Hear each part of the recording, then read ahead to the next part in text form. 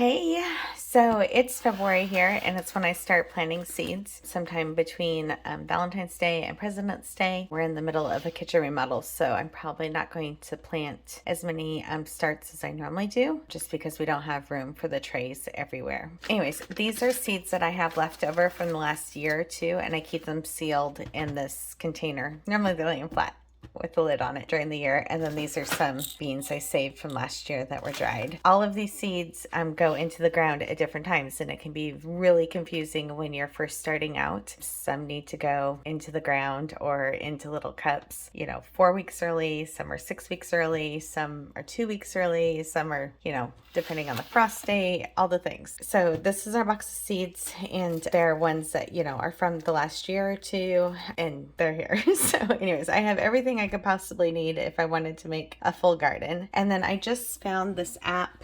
I went through and entered all the items for the year. So it tells me like to start getting my garden beds ready, and what I need to start seeding in trays this week and then next week, and then all through the year, when to start tomatoes, when things start going into the ground outside. And it just kind of goes week by week or day by day. I'll probably end up doing it week by week, but through the whole summer. And then it even tells you when you should be able to start harvesting things. And this is all based on our zip code and the items that we have on hand that we will be growing. So this goes all the way till the end of October, which would be our frost date. But that looks really daunting. And know that I have this many seeds that I had inputted in there. So if you start it with less, it would be less. But if you go here and you get rid of a lot of these different things, these are just the seeds. So it would be seeds that I would be starting first, like right now this weekend, and the ones I would start next week in the beginning of March. And then these are some cold weather crops that we can start direct seeding into the ground before our last frost. So these are the only ones that we would be starting in the house. And then these here, we start direct seeding outside. And then there's more here at the beginning of April. And then we don't normally plant our full garden until Mother's Day. That's like a big week for us, is Mother's Day weekend, just depending on the weather here in the Seattle area. But this goes with your zip code and your area to see what you're supposed to be planting in the garden at what time. And this is just the free version of this app that we will link for you guys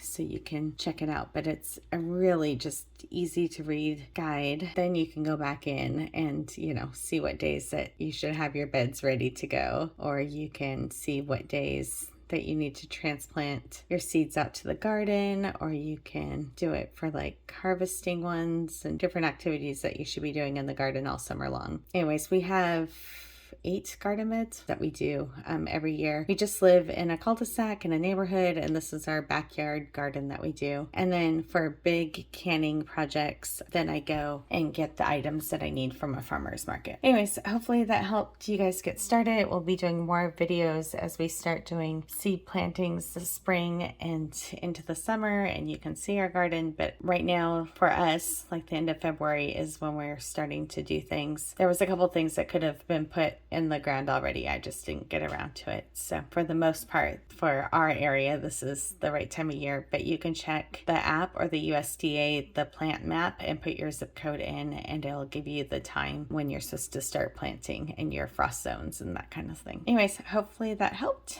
and we will be gardening with you this summer.